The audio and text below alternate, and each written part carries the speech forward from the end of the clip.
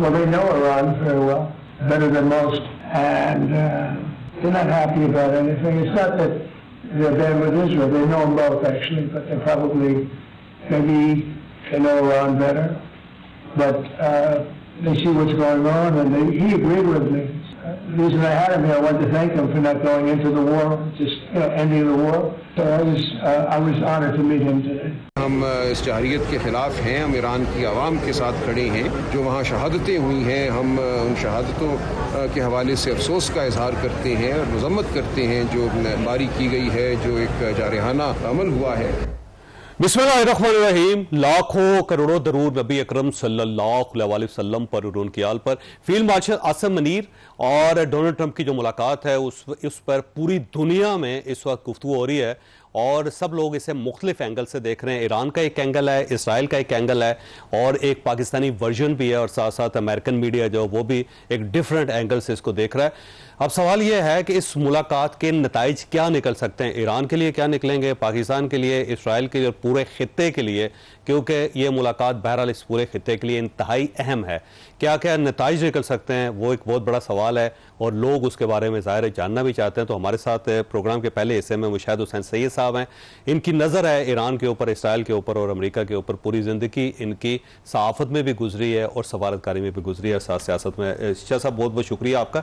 ये किस तरह रीड कर रहे हैं इस मुलाकात को, क्योंकि बड़ी मिस्ट्री है इसके अंदर, कोई तस्वीर नहीं आई, कोई फुटेज नहीं आई, कोई ज्वाइंट प्रेस कॉन्फ्रेंस नहीं हुई और मिस्ट्री सी है एक। मेरे ख्याल में मुलाकात इटसेल्फ इतना बड़ा वाकया है कि सदर जमहूरी America, United States of America, cabinet के साथ व्हाइट हाउस और उसमें लंचन दे रहा है for the chief of army staff of Pakistan, जो हुक्मरान नहीं है पाकिस्तान का बज़ाहिर, ठीक, एटलीस्ट ऑफिशियली तो नहीं है कॉन्स्टिट्यूशन के मुताबिक, और उनका और वो उस टाइम दे रहा है जब सदर ट्रंप अपनी सदारत का सबसे अहम फैसला करने वाले हैं कि क्या वो नेतन्याहू की जंग में शामिल होंगे बराह रास्त या नहीं।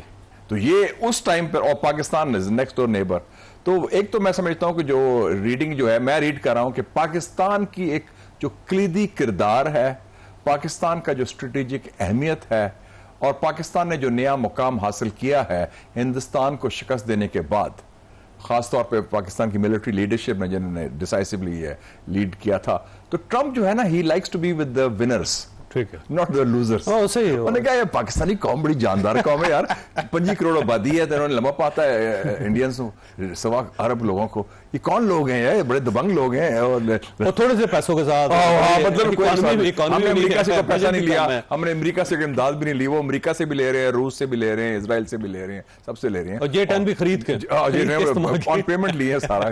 तो ये कौन लोग हैं और कौन सी लीडरशिप है जड़ी बड़ी दिमाग है और बड़ी, और कहती आ जाओ पुत्रो मैदान है, लंबा पा देंगे तो और पा भी दिया खासकर आर्मी। अच्छा, अगर प्रेस कॉन्फ्रेंस ये उसका जो नए जाविये से हमें देख रहा है और हिंदुस्तान को उसने टरखा दिया टेलीफोन कॉल के बाद। मैंने कहा अच्छा जी और फिर क्या हाल है और सुनाओ, हमारे स्टाइल होता है कि फिर मुलाकात, इसको कोल छोड़ दो, मुलाकात नहीं की, मुलाकात नहीं की, Modi went all the way.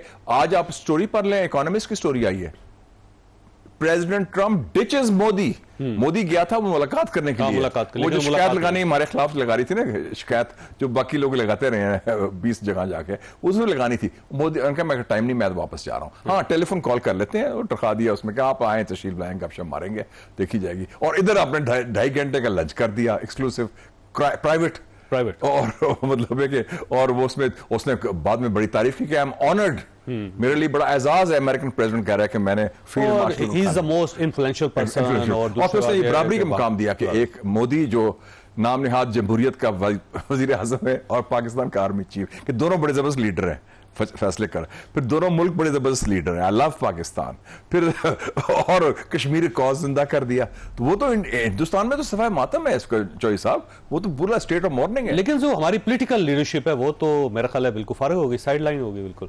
Political leadership पहले कहां थी, वो इंस्टॉल देखी थी, फॉर्म 47 से आपने इंस्टॉल की है एक ऑर्डर के साथ, उनको उनकी हैसियत उनको भी मालूम है, दुनिया को भी मालूम है, तो उनकी वो बात छोड़े, political leadership is neither here, leadership ना कहना आप, वो तो मुलाजमीन है, सियासी मुलाजमीन, आपके पुराने दोस्त हैं, थोड़ी सी बात करें आप। नहीं मैं सबकी बात कर रहा हूँ, सारी पॉलिटिकल क्लास है ना जी, वो तो सारे और सारी पॉलिटिकल क्लास ने एक्सेप्ट कर लिया है that the road to Islamabad lies through Rawalpindi. ठीक है।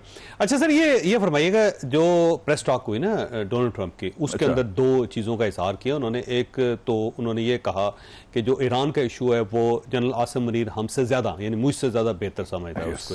एक चीज़ जो है ना ये बड़ी इंपॉर्टेंट है। दूसरा उसने कहा कि ही एग्रीड विद मी कि अब ट्रंप का जो व्यू है वो पूरी दुनिया के सामने है। तो इसको कैसे डिसाइफर करेंगे आप इन दो फिक्रों को? मैं समझता हूं कि पहली बात तो है कि जब मुलाकात से पहले मुझे कुछ दोस्तों ने मीडिया के पूछा था कल, मैंने कहा था 3 आईज विल बी डिस्कस्ड। 3 आई क्या है? ईरान, इजराइल, इंडिया, ये फोकस होगा। ठीक। कुछ लोगों ने कहा कि शायद नहीं होगा, वो इंडिया का होगा, पहले मीटिंग सेट हुई। मैं कहा नहीं, this is the key thing. उसमें देखे ना, बेसिकली मैंने ये भी कहा था कि वो general field marshal Asim Munir से ब्रीफिंग लेगा। आप बताएं, तुम जानते हो वो पंजाबी साहिब खुला डुल्ला स्टाइल है, थापड़ी मारने वाला, होर फिर की हाल है और सुनाओ। उन्होंने कहा कि आप बताएं कि क्या होगा, ईरान में क्या कैपेसिटी है लड़ने की, क्या ईरानियों को आप जानते हैं, क्या हमें भी करना चाहिए, वो पूछा होगा उससे जरूर। What should be my policy also, मैं हम कूदें या ना कूदें। और मैं जनरल आसिम मुनीर ने बड़ा अच्छा बयान दिया एक दिन पहले। उन्होंने कहा कि जी ये हम मजम्मत करते हैं जहारियत का, हम ईरान के साथ हैं और हम चाहते हैं अमेरिका वही किरदार अदा करे जंग बंदी का जो उन्होंने किया था, जो इंडिया और पाकिस्तान। हाँ, तो एग्रीड विद मी का मैं जो इंटरप्रिटेशन है दो उसकी है। एक कि Iran should not have the nuclear bomb. ठीक, वो ईरान खुद भी कह चुका है। ठीक, उसमें कंसेंसस है ईरान के अंदर भी और दुनिया में भी, तो उसमें उसने एग्री किया। और दूसरा उसने जो कहा है, एग्रीड का मतलब है कि वो चाहते हैं कि सेटलमेंट हो, डील हो जाए। अमेरिका बार-बार कह रहा है सेटलमेंट, दो चीजें कह रहे हैं ना, एक तो ना बॉम्ब ना बनाए और डील हो जाए। डील कह ले, सेटलमेंट कह ले, तस्फिया कह ले, जो भी कह ले। तो उस हवाले से उसने कहा ही एग्रीड। अच्छा, एक और इंसिडेंट हुआ इस सारे दरमियान में। देखे, डोनाल्ड ट्रंप मुसलसल ईरान को कुछ धमकी दे रहे थे या बात कर रहे थे, लेकिन कल से जब से ये मुलाकात हुई उसके बाद डोनाल्ड ट्रंप का ट्विटर खामोश है और डोनाल्ड ट्रंप का मुंह भी खामोश है। उसने कोई बयान ईरान के हवाले से नहीं दिया। तो इसका मतलब ये भी हो सकता है कि पाकिस्तान को एक सालसी का किरदार दिया गया हो कि आप ईरान को समझाएं जाके। मैं अगर रीड आउट करूं, ये मेरा मुशाहिदा है, मेरे पास तो कोई एक्सेस नहीं है। मेरे ख्याल में उन्होंने जब पूछा होगा फील्ड मार्शल आसिम मुनीर से कि जनाब आपकी क्या राय है, एक तो असेस है कि हमें क्या करना चाहिए। ट्रंप है उस टाइप का बंदा और उसका कोई इशू नहीं है। और वो उन्होंने फाइल नहीं रखी होगी कि जो CIA की या स्टेट डिपार्टमेंट की रवायती, वो अपनी सोच से करता है, वो वखरा किस्म का बंदा है। तो इन्होंने कहा होगा कि जनाब ये जो जंग है ये बड़ी खतरनाक है, ये अदम इस्तेकाम का बायस बन सकती है, इससे नुकसान ना सिर्फ पाकिस्तान को होगा, आपको भी होगा। ठीक। और आपके मुस्लिम दुनिया से ताल्लुकात खराब होंगे, आपको खित्ते में दहशतगर्दी बढ़ जाएगी और इश्यूज होंगे, मईशत तबाह हो सकती है। तो आप इस पंगे में ना आए, एक तो ये जरूर कहा होगा। दूसरा मेरा ख्याल है कि ट्रंप कोई बैद नहीं, ट्रंप ने हाथ पकड़ के फील्ड मार्शल का सुलह कराओ, why don't you talk to the Iranians? They are your friends. Talk to the military, talk to the mullahs, जो उनका स्टाइल है। उनको कहें यार हाथ हौला रखें, वहां से डील कर लें, वो बचा हो जाएगा। मेरे ख्याल में ये बात उन्होंने इनफॉर्मली, मुझे भी ये लगता है चांस इसी की ये मेरा मुशाहिदा ख्याल है। ये क्या है, देखो ना, इतनी, वरना तो 1 घंटे का लंच था, वो 2.5 घंटे तक कैसे पहुंच गया? इसमें बड़ी तफसीली डिस्कशन हुई है। और उसमें कौन बैठा हुआ था? कुछ लोग ये कह रहे हैं कि अलग मुलाकात पे हुई है। नहीं, स्टीव विटकॉफ जो मेन नुमाइंदा है उसका ईरान के लिए, वो बैठा हुआ था। इसका मतलब बड़ी स्पेसिफिक बारीकी के साथ बात हुई है। और ISPR का स्टेटमेंट भी देख लें, it was discussed in detail the Iran issue. तो मेरे ख्याल में ये, तो इससे इसका मतलब है पाकिस्तान का एक माशाअल्लाह एक कलीदी किरदार इस खत्ते में, इस्तेकाम लाने में, अमेरिका के और ईरान में शायद पुल का किरदार अदा करने में। और चौधरी साहब एक बड़ी, आप खुद बड़े अभी चाइना से भी होके आए हैं, मैं भी चाइना होके आया हूं, फिर मैं आपसे पहले गया था, फिर मैं रशिया गया। पाकिस्तान की यूनिक पोजीशन है इस वक्त, नोट कर लें। बैक वक्त हमारे ताल्लुकात बिग 3 चाइना, US, रशिया और ईरान के साथ बैक वक्त बहुत अच्छे हैं, बहुत अच्छे। कि तेहरान हो, वाशिंगटन हो, बीजिंग हो, मॉस्को हो, उनको वो हमसे बात भी करते हैं और हमसे एहतराम और इज्जत का रिश्ता है। और बड़े अरसे बाद पाकिस्तान को ये मैं कहता हूं पहली दफा शायद हुआ है कई 40-50 साल के बाद। ये यूनिक चीज है कि हम वाशिंगटन से भी बात कर सकते हैं, व्हाइट हाउस में हम रहबर आयतुल्लाह सईद अली खामनेई साहब से भी बात कर सकते हैं। और चीन तो अपने घर वाली गल है। और रशिया, मैं अभी मॉस्को होके आ रहा हूं, मैं लावरोव को मिला हूं, उनके वजीर खारजा को। उन्होंने कहा हम पाकिस्तान को हिंदुस्तान के लेंजेस से, हिंदुस्तान के जाविये से नहीं देखते। ये तो बहुत बड़ी तारीखी तब्दीली हो रही है इस वक्त। अच्छा साहब, अब सवाल ये है कि फ़र्ज़ करें कि मामला सेटल नहीं होते और अब खबरें चल रही हैं अमेरिकन मीडिया के अंदर कि डोनाल्ड ट्रंप ने अटैक करने का फैसला कर लिया, ऑर्डर कर दिया, बस उसने सीज़ किया होगा कि जब मैं कहूँगा उस वक्त इसको इम्प्लीमेंट करना है। अगर मामला सेटल नहीं होते और अमेरिका इस जंग में घुस जाता है तो पाकिस्तान की क्या पोजीशन होगी और पाकिस्तान को क्या पोजीशन लेनी चाहिए? छोटी सी ब्रेक है, वो दोबारा जरूरत।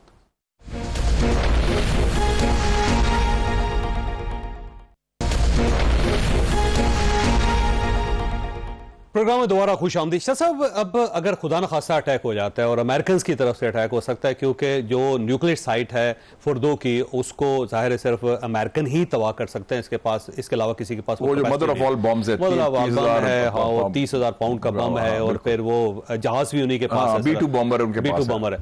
तो अब अगर अमेरिका अटैक कर देता तो पाकिस्तान की पोजीशन क्या होगी और पाकिस्तान को क्या पोजीशन लेनी चाहिए? एक चीज वाज़ेह है चौधरी साहब कि ये जो जंग इजराइल ने मुसल्लत की है इसका ताल्लुक न्यूक्लियर प्रोग्राम से नहीं है। ठीक, ये रजीम चेंज की बिल्कुल मकसद ये है कि ये जो उनका खात्मा करना, उसके बाप को CIA लेके आया था 53 में, मोसाद अब उसके बेटे को लाने की, तो ये क्लियर है कि मकसद और है, न्यूक्लियर बहाना है, इंकलाब निशाना है। इसका जवाब मैं दूंगा कि 1986 में आप जब आप अब जर्नलिस्ट, मैं भी जर्नलिस्ट था, मुस्लिम अखबार का एडिटर था, तो सदर जनरल मोहम्मद ज़ियाउल हक ने सदर सैयद अली खामनेई जो अब रहबर हैं को दावत दी कि पाकिस्तान का दौरा करें। और 1986 में यह दौरा होता है, फरवरी में गालबन, और उस वक्त पाकिस्तान अफगान जिहाद में अमेरिका का हलीफ है। ठीक है, CIA और ISI मिलके वो रेड आर्मी को मार रहे हैं, रूस सोवियत यूनियन का मुखात्मा कर रहे हैं। ईरान इराक जंग हो रही है जिसमें सारे अरब ममालिक एक जगह पे है और अमेरिका भी ईरान के खिलाफ है। ईरान तना है। पाकिस्तान के फौजी हुक्मरान जो समझे जाते हैं कि बहुत अमेरिका के करीब हैं, वो दावत देते हैं उनको। ठीक है, मैं उस बैंक्वेट में था तो मैंने जनरल साहब को कहा, जनरल ज़ियाउल हक साहब को, मैं कहा सर आपने बहुत बड़ा काम किया है and it is a great decision कि आपने ईरान के प्रेसिडेंट को बुलाया। कहते हैं मुशाहिद साहब, Iran is our neighbour and our brother and a strategic partner. और फिर उन्होंने एक बात मुझे बताई जो बड़ी तारीखी है। उन्होंने कहा 1984 में, ये 86 में बात हो रही ना, उन्होंने खुद का जनरल साहब ने बताया कि 84 में वाइस प्रेसिडेंट बुश आया था, जो बुश जूनियर का बाप था, और उसने हमें कहा था, कहता है कि आप ईरान के खिलाफ सेकंड फ्रंट खोल दें, कि आप अदम इस्तेकाम करें बलूचिस्तान के जरिए, ताफ्तान के जरिए, और ताकि और दबाव पड़ेगा। कहता है हमने रद्द कर दिया था वो प्लान, इनकार कर दिया। CIA का प्लान था जो उनका अमेरिका का, कि हम ईरान के खिलाफ कोई कार्रवाई कर नहीं सकते, ना करना चाहते हैं, हमारे मफाद में नहीं है। मैं समझता हूं जो आपने सवाल किया उसकी बॉटम लाइन अब भी वही है। ठीक है, हम ईरान के खिलाफ, ईरान के मफादात के खिलाफ कोई कार्रवाई चाहे अमेरिका करे या और कोई मुल्क, रशिया करे, चाइना करे, पूरा यूरोप करे, पूरी दुनिया, हम उसमें शामिल नहीं होंगे, उसमें अलहदा होंगे। और जहां तक हमारी सियासी और सफारती सपोर्ट है वो ईरान के लिए हम कायम है। इसलिए ईरानी पार्लियामेंट में नारे हुए पाकिस्तान वाहिद मुल्क है, तो एक तरफ नारे तशक्कर पाकिस्तान के हो रहे हैं और एक तरफ व्हाइट हाउस में आपको दावत भी हो रही है, रोटी रोटी खाओ सड़नाल। तो ये बहुत बड़ी बात है। नहीं, बड़ी बात। अच्छा शाह साहब, ये फरमाइएगा, अब जो ईरान इसराइल की जंग है इसका बनेगा क्या? क्योंकि आज जो सुबह अटैक किया ईरान ने बड़ा लीथल है और उन्होंने अपने इंतहाई मतलब समझे सेकंड ग्रेड जो उन्होंने मिसाइलें वो चला दिया, फर्स्ट ग्रेड रह गए जो ज़ाहिर फाइनल में वो चलाएंगे। इसमें दो तीन ऑप्शन हो सकते हैं। ईरान के नाले ऑप्शन खत्म नहीं हुए। एक तो ईरान ने सरेंडर नहीं करना, ठीक, वो they will fight till the death. आपका ख्याल ये है कि सरेंडर नहीं करेगा अगर वो खुदा ना खास्ता रजीम चेंज भी नहीं होगा, रजीम चेंज भी नहीं होगी।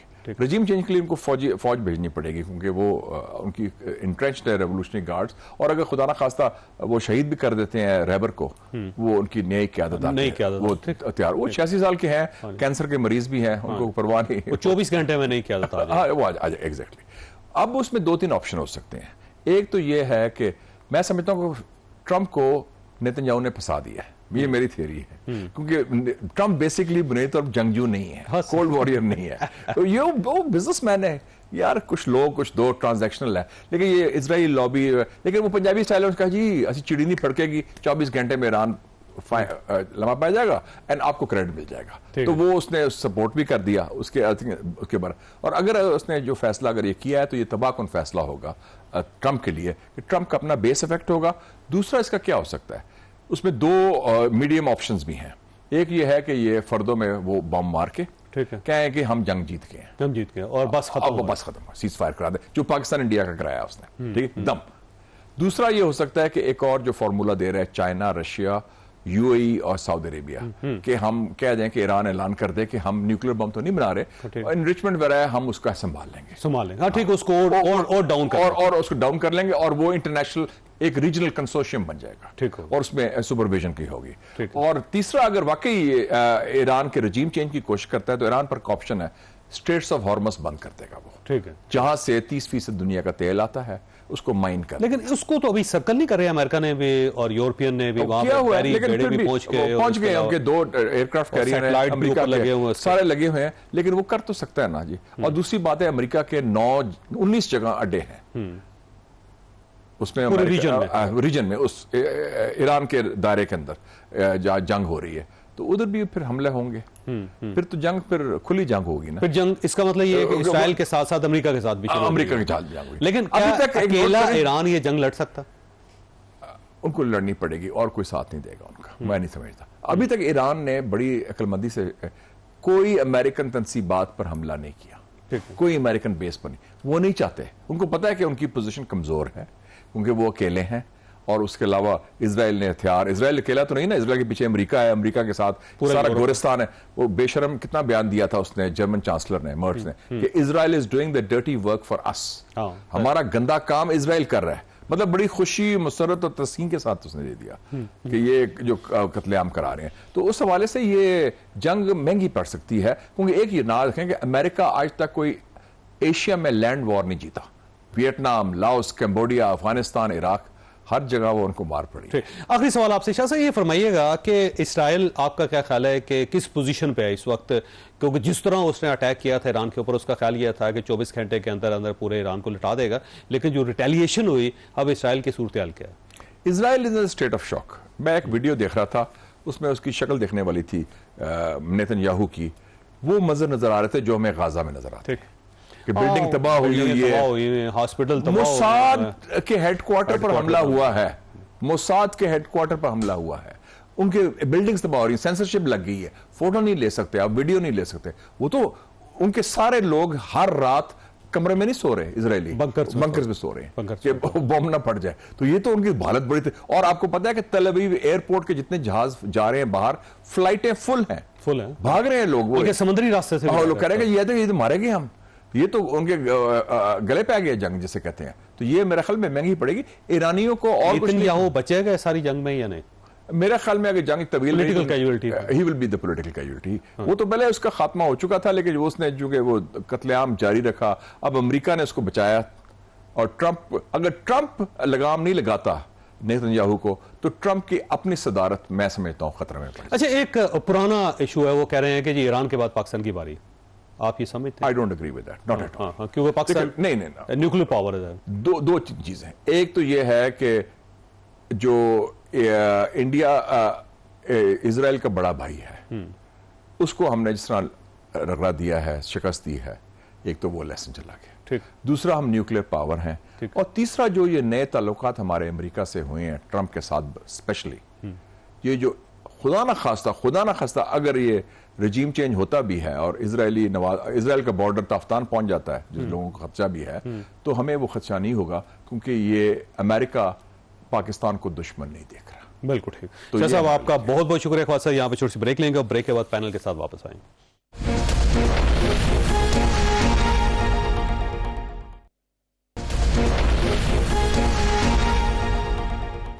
प्रोग्राम में दोबारा खुशामदीद। हमारे साथ तशरीफ रखते हैं सेनेटर अफनानुल्लाह खान साहब, पाकिस्तान मुस्लिम लीग नून के साथ इनका ताल्लुक है, और नियाजुल्लाह नियाजी साहब हमारे साथ तशरीफ रखते हैं, तर्जमान है पाकिस्तान तहरीक इंसाफ के, और इमरान खान साहब के वकील भी हैं।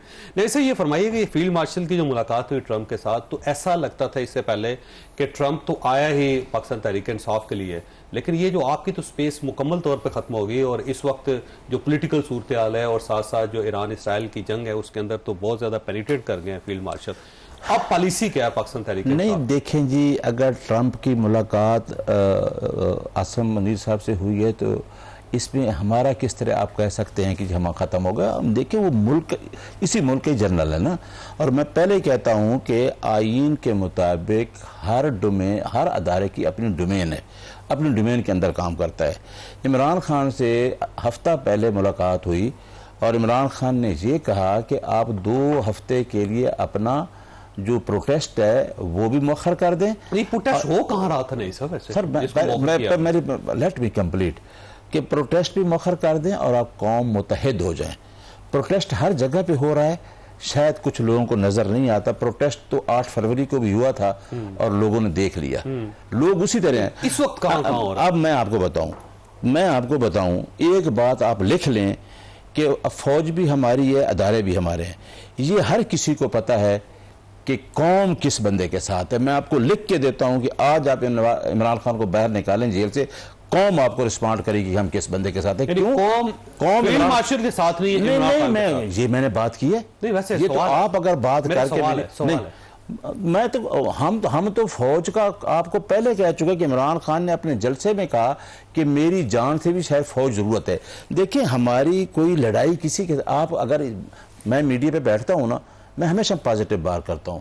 कुछ लोग होते हैं जो आप हमारी अच्छा नहीं, पिछली ट्वीट भी निकाल मैं मेरी जावेद साहब मैं उनका तर्जमान हूं। हमारी लड़ाई न किसी अदारे से है न किसी, हम जमहूरियत चाहते हैं और हमने कौम का वोट लिया है। आप ये कह दें ना, आप ये कह दें कि नियाजी साहब ये तो आप अल्लाह को हाजिर नाज़िर जानकर ये तो आज कह दें कि 8 फरवरी को लोग आपके साथ थे, इमरान खान के साथ थे, पिछले इलेक्शनों को छोड़ दें। ये आपको ये फौज भी कहती है, फौज के वोट भी मिले हैं, हमें नहीं मिले। और आप ये उठा के देख लें, सारे अस्करी देख लें, आप जाके देखें, DHA देखें, सबसे ज्यादा वोट इमरान खान को मिले हैं, सबसे ज्यादा। और कौम हमारे साथ होगी तो हम फौज के साथ नहीं खड़े, ठीक है? हम तो कौम सारी खान के साथ है। अफरान साहब, मसला ये है कि कौम तो ज़ाहिर इमरान खान साहब के साथ है, आप जंग जीते हैं तब भी इमरान खान साहब के साथ है कौम, और ट्रंप के साथ फील्ड मार्शल की मुलाकात हो जाए और उसमें इमरान खान साहब का जिक्र ही ना आए, ना पाकिस्तान के अंदर कोई पॉलिटिक्स का जिक्र आए, सिर्फ ईरान, इंडिया, इसराइल और यानी ग्लोबल इशूज़ जो हैं वो डिस्कस हों और बड़े क्लोजली डिस्कस हों, लेकिन फिर भी ज़ाहिर है पाकिस्तानी अवाम तो इमरान खान साहब के साथ है, तो इमरान खान को माइनस कैसे कर सकते हैं आप? जी बिस्मिल्लाहिर्रहमानिर्रहीम। देखें ये जो है ये मफरूज़ा के कौम इमरान खान साहब के साथ है। ये तो जो भी इलेक्शन हुआ इधर सियालकोट में, उसके अंदर जो हमने इतनी लंबी लीड से इनको हराया, तो वो मफरूज़ा तो उसके अंदर मैं नहीं समझता वो सर एक हल्के से तो नहीं तय होता, लेकिन वो रिफ्लेक्ट करता है ना सोच को, गुजरावाला डिवीजन की सोच को तो वो रिफ्लेक्ट करता है ना। इलेक्शन ही दोबारा करा लें, मेरी गुजारिश सुन ले, वो इलेक्शन बार बार तो नहीं हो सकते, लेकिन बात ये है कि ये कह देना कि जी क्योंकि हम पॉपुलर हैं, भाई आपकी पॉपुलैरिटी का तो ग्राफ उस वक्त पता चलता ना, अगर आप इलेक्शन में अभी ये डबल से भी ज़्यादा पे आप हारे, अगर आपकी वाकई होती तो आप जीत जाते। और तो इसको उससे के साथ लिंक कर देना पॉपुलैरिटी से मेरा ख्याल है ठीक नहीं है। और बात यह है कि पाकिस्तान की पोजीशन एलिवेट हुई है पूरी दुनिया में, कोई शक नहीं, और उसकी बुनियादी वजह वो दिहाइयों की मेहनत है, साइंसदानों की, पॉलिटिकल लीडरशिप की कुर्बानियाँ हैं, अफवाज के लोगों की कुर्बानियाँ हैं, इंटेलिजेंस के लोगों की कुर्बानियाँ हैं, वो सारी की सारी एक्यूमुलेट होके उसका एक रिजल्ट हमने जो है वो मई 2025 में देखा। और वो अल्लाह ताला ने जो है उसको पाकिस्तान को बड़ी इज्जत दी और अल्लाह ताला और पाकिस्तान को इज्जत दे रहा है, और इसके अंदर तमाम लोगों को खुश होना चाहिए। इसमें सब लोगों का कंट्रीब्यूशन है इंक्लूडिंग इमरान खान। J10 का जो सौदा था वो इमरान खान के दौर में हुआ था, आप इमरान खान को माइनस नहीं कर सकते सारी चेन से।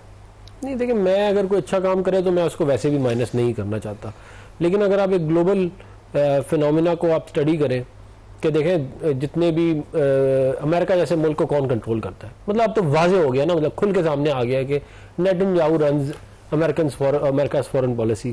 फिर इनका इन्फ्लुएंस जो है वो वेस्टर्न मुल्कों में भी है, इनका इन्फ्लुएंस जो है वो मुसलमान मुल्कों में भी है। तो आप मुझे बता दें कि पाकिस्तान एक न्यूक्लियर पावर, इतना इंपॉर्टेंट मुल्क, उधर इनका इन्फ्लुएंस नहीं होगा? होगा ना। इधर इनके जो है लोग जो इनको पसंद करते होंगे वो कम से कम इधर तो मौजूद होंगे। तो उस तनाजुर में सारे मामले को देखना चाहिए। क्यों ऐसे ब्रैकेट करते हैं कि इमरान खान साहब है, पाकिस्तान तहरीक इंसाफ है, इसका नेतन्याहू का ताल्लुक होगा? मैं ये नहीं कह रहा हूं, मैं ये कह रहा हूं कि आप ये मुझे बता दें कि उन्होंने बयान नहीं दिया इजराइल के खिलाफ, ठीक है ना, अभी ट्वीट आपने बता दी, उस ट्वीट में कहीं देखा रहा तो आप मुझे बता दें। फिर मतलब कि बार बार एक बात की गई कि उनके जो फैमिली है, जो बेटे हैं, उनको चाहिए कि वो कम से कम इसको कंडेम कर दें, वो भी नहीं करते। उनके जो मामू है वो कहते हैं कि जी ये बिल्कुल ठीक हो रहा है, ये हक है इजराइल का कि वहां पे बम मारे। अब ये तमाम चीजें ऐड होती हैं। मामू नहीं रहा, वो मामू उनका रह सकता, लेकिन इमरान खान के साथ कोई ताल्लुक नहीं, डिवोर्स हो गई नहीं, लेकिन वो बच्चों के साथ तो ताल्लुक है ना। देखिए मैं आपको तारीखी एतबार से बता देता हूँ। मैं ये नहीं कह रहा है कि मैं आपको हिस्टोरिकल एविडेंस आपके सामने रख देता हूँ, आप बाकी आवाम भी खुद फैसला कर ले, आप भी खुद फैसला कर ले। ट्रंप जो है उसकी बेटी का शौहर यहूदी है, बाइडन की बेटी का शौहर यहूदी है, बिल क्लिंटन की बेटी का शौहर यहूदी है, स्टॉलिन की बीवी जो है वो यहूदी थी, यासिर अरफात की बीवी यहूदी थी, लेनिन की बीवी यहूदी थी। मतलब आप पूरी हिस्ट्री है इनकी, ये पेनिट्रेट करते हैं इस तरह सोसाइटीज के अंदर। पाकिस्तान में और वो इस तरह रहे हैं, उनकी बेगम यहूदी थी, वो पाकिस्तान के अंदर मदफून हुई हैं। फिरोज खान नून साहब की जो बेगम थी, लेडी नून, और उनके नाम पे बहुत ज्यादा यहाँ पे औरतों के कॉलेजेस बने हुए, अपोवा बनी हुई है तंजीम, उन्होंने पाकिस्तान के लिए बड़ा काम किया था और वो ज्यूश फौत हुई है। तो अभी आप देख लो ईरान में क्या हुआ है, पता चल गया ना आपको क्या कहते हैं, जो मैं बात कर रहा हूँ कितनी दुरुस्त है, कि अगर आपने वक्त के ऊपर इन लोगों को नहीं पकड़ा तो ये जब मुश्किल वक्त आती है तो फिर आपके साथ क्या हुआ कि आपने पूरी लीडरशिप उड़ा दी। एक वहां पे स्पाई औरत 15 साल हिजाब लेके घूमती रही है, 15 साल उसने हिजाब लेके, और आप उसको हाँ उस सब अगर अभी मैं उसके हम उधर होते हैं उसके खिलाफ कोई तनकीद करते हो, आप कहते हैं कैसी आप बात कर रहे हैं। भाई बात ये है कि आप जो बातें अल्लाह ताला ने आपको कुरान में कह दी हैं आप उसको सीरियसली लें, जो आप इसको लाइटली ना लें। मैं गुजारिश मैं एक बात, क्योंकि ये हम सारे लोग जमहूरियत पे बिलीव करते हैं, जमहूरियत है तो मुल्क भी है। आज ये मान लेना चाहिए, इन लोगों को मान लेना चाहिए कि इनके पास अवाम का मैंडेट नहीं था।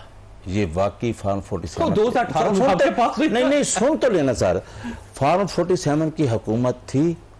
आज ना डिफेंस मिनिस्टर था ना प्राइम मिनिस्टर था। अगर हमारे जर्नल ने वहां जाके प्रेसिडेंट के साथ मुलाकात की है तो ये चीज क्लियर हो गई है कि अवाम का मैंडेट इनके पास नहीं है।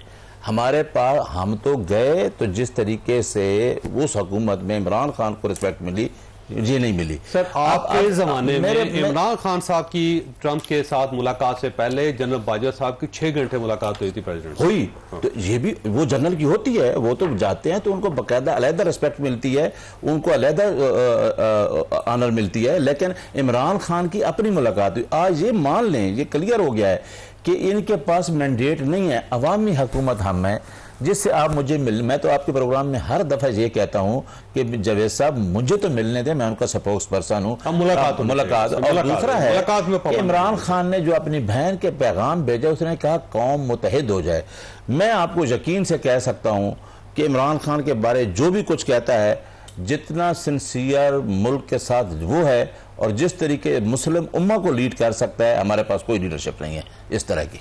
नहीं, पहले तो पाकिस्तान को लीड कर रहे हैं ना मुस्लिम उम्मा, तो मैं तो आपको कह रहा हूं कि लोग देखिए, मैंने मेरे खिलाफ परसों मेरी बेल है, मेरे खिलाफ 5 पर्चे, आपके तो लोग बाहर निकले, लोगों को आप किस तरह मुझे ब्रेक लेने दें सर। लेकिन आज आपका एक और केस जो है वो सुप्रीम कोर्ट ऑफ पाकिस्तान में ज़ाहिर आपका मौक़िफ़ नहीं तस्लीम किया गया। हाई कोर्ट के 3 जजेस की जो ट्रांसफ़र है उसको तस्लीम कर लिया गया, आईनी तस्लीम कर लिया गया। तो ज़ाहिर है इसका मतलब ये हुआ कि चीज़ें आपके कंट्रोल से बाहर हो रही हैं या उस तरह नहीं हो रही जिस तरह आप एक्सपेक्ट कर रहे हैं। तो पार्टी कहाँ खड़ी? छोटी सी ब्रेक और ब्रेक के बाद दोबारा जरूरत।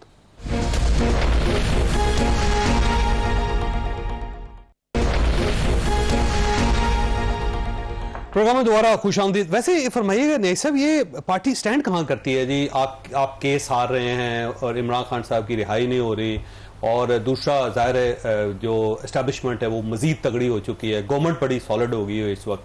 तो कहाँ स्टैंड कहाँ करते हैं आप और आपका मौक़िफ़ दोनों? देखें, एस्टैब्लिशमेंट भी पाकिस्तान की है, कोई इंडिया की तो नहीं है। खान साहब हमें पाकिस्तान की एस्टैब्लिशमेंट है, अदारे पाकिस्तान के। एस्टैब्लिशमेंट पैरामाउंट क्या है? पाकिस्तान, रियासत पाकिस्तान। मेरे सामने जो पैरामाउंट है वो रियासत पाकिस्तान को बचाना है। बाकी सारे उसके स्टेक अवाम, उसकी स्टेक होल्डर है, अदारे को भी समझाएं कि स्टेट के ऊपर हमला नहीं करते। अच्छा, अगली जो चीज है कि ये हम देखें, आपने कहा जी मुकदमे हार रहे हैं। साइफर का मुकदमा जिससे रिजीम चेंज हुआ, अब तो वो जज भी बैठ के सोचते हैं कि हमने क्या गलती की कि एक चलती हुकूमत को रिजीम चेंज किया, वो मुकदमा खत्म हुआ। साइफर आया भी नहीं। तोशा खाना सस्पेंड हो गया। इद्दत जैसा केस जिसके ऊपर पूरी दुनिया में बात हुई कि ऐसा भोंडा केस बनाया गया जो खत्म हो गया, वो तो ये तो इमरान खान ने ऐसे झूठे मुकदमात का मुकाबला कर है। अब ये जो जजेस वाला खत वाला केस है जो आज सेनाल्टी वाला लगा था, ये भी हमारे हिस्से में डालते हैं। हम अगर बात करते हैं, मैंने अपनी पार्टी में भी कहा कि कभी भी ना कहो कि ये जज जो है हमारे हक में फैसला करे। उस जज का ये कहो कि ये जज जो आज़ाद जज है, जो कि कॉन्स्टिट्यूशन के अंदर मैंडेट है कि अदलिया आज़ाद होगी, आज़ादी से फैसला करे, चाहे मेरे खिलाफ करे चाहे उसके खिलाफ। आज जो फैसला हुआ, आज 2 जजों का पढ़ लें फैसला, उसमें एक जज ने एक शेर लिखे हैं 2, मेरा ख्याल उससे सारी बात क्लियर हो गई। सर वो इख्तलाफ है ना, तो हर जगह पे इख्तलाफ होता है। नहीं, अच्छा, आज के फैसले में देखें, वो सीनियरिटी लेके आना, जावेद साहब आपको नहीं है उसके पीछे बदनीति नजर आती कि उन जजेस को लेके आए, अगले जजेस जो बैठे हैं सीनियर मिनिस्टर जो मोहसिन हसन क्या नहीं है, बदनीयती या नियत का एलिमेंट नहीं होता आइन के अंदर। मैं आइन की बात कर रहा हूँ, वो सीनियरिटी कहीं भी नहीं लिखा, 200 के अंदर है कंसेंट। उसके बाद ये नहीं है कि आप आज 2 जजेस ने फैसला किया कि सीनियरिटी मुतासर नहीं होगी, क्योंकि आपने ओथ लेना है। बल्कि इस पे तो चीफ जस्टिस जो सिटिंग है, इसका व्यू भी आया था कि मैं शायद उस बेंच में ना बैठूं, क्योंकि मेरे हिसाब से सीनियरिटी उससे शुरू करेगी जब आप ओथ लेंगे। तो आज वो क्लियर हो गया, ये वो चीज होगा। अब सदर के पास भेजा है, सदर क्या करेगा? उन्होंने कहा जी सदर इसके ऊपर, उन्होंने कहा कि हमारा ये जुडिशरी पे हमला है, जुडिशरी की आज़ादी को अंडरमाइन करना है कि आप एग्जेक्टिव को दे दें। तो ये तो क्लियर था फैसला कि सीनियरिटी भी आपकी ओथ के बाद। अच्छा अफनान साहब, देखिए इमरान खान साहब से मुलाकातें क्यों नहीं होने दे रही जी गवर्नमेंट? वैसे अजीब सी बात है, कोई एटमी राज है इमरान खान साहब के पास जो अपनी पार्टी को दे देंगे, या पार्टी के पास है जो इमरान खान साहब को दे देगी? देखिए, एक तो ये है कि इनकी फैमिली की मुलाकातें तो चल रही हैं। सिर्फ ये जो दूसरा मामला है सियासी मुलाकातों का, वो ये कि अगर वो इंतशारी सियासत से परहेज़ कर लें तो शायद ये मामला ऐसे ना हो। अब वो हर वक्त इस चक्कर में होते हैं कि इस्लामाबाद पे दावा बोल के इस्लामाबाद को बंद कर दें, या इस्लामाबाद पे चढ़ाई कर दें, या उनके लोग कह रहे होते हैं हम बंदूकें लेके आगे हमला करेंगे, हम सर पे कफन पहन लेंगे। तो उसके बाद आप मुझे बता देना कि हुकूमत की जिम्मेदारी है पब्लिक प्राइवेट प्रॉपर्टी को प्रोटेक्ट करना।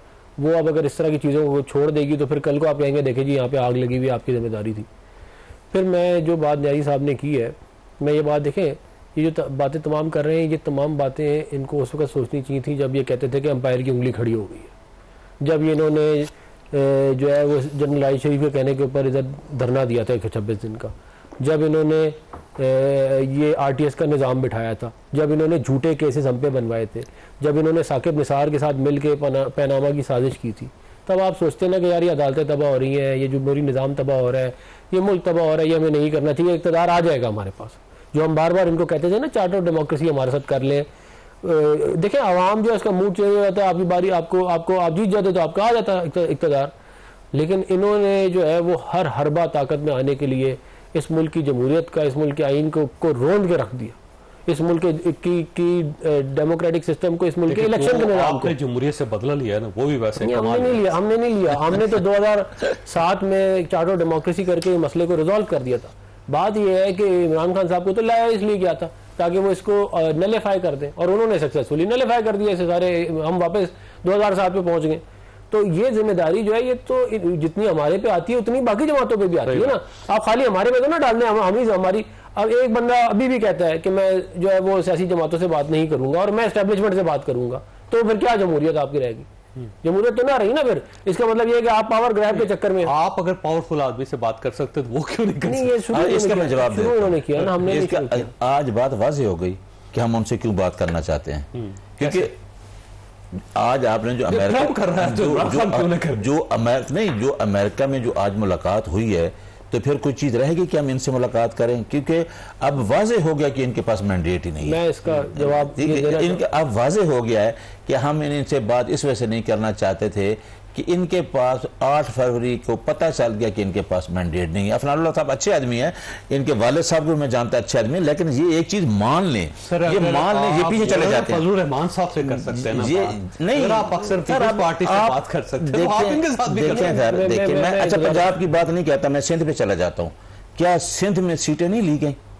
जैसे साहब आप भी प्रोग्राम में ये बात कर दिए कि हमारी सीटें सिंध में ली गई और उठा के सीटें उधर दी गई। तो एक आदमी 2018 को यही हुआ था ना, 2018 में इलेक्शन है ना, और आप माने अपनी गलती पे, वो तो लोग आके ज्वाइन किया इस तरह के इलेक्शन। ये तो लोग मैंने इलेक्शन 2018 का चोरी का माल दोबारा चोरी 45 के ऊपर आप इलेक्शन जीत चुके थे। आप मेरे ख्याल 3 इस्लामाबाद के हल्के देख लें आपके सामने, आप डिवीजन देख लें, आप उस लियाकत क्या नाम था डिप्टी कमिश्नर की स्टेटमेंट देख लें, हमें पता है और लोगों को पता है, अवाम को पता है, कौम को पता है।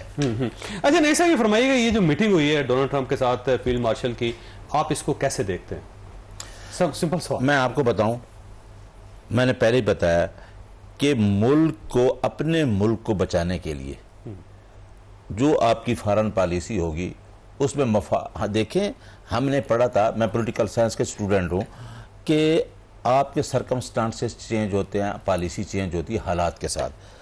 मुल्क के मफाद के लिए जो भी काम होगा उसको अप्रिशिएट किया जाएगा,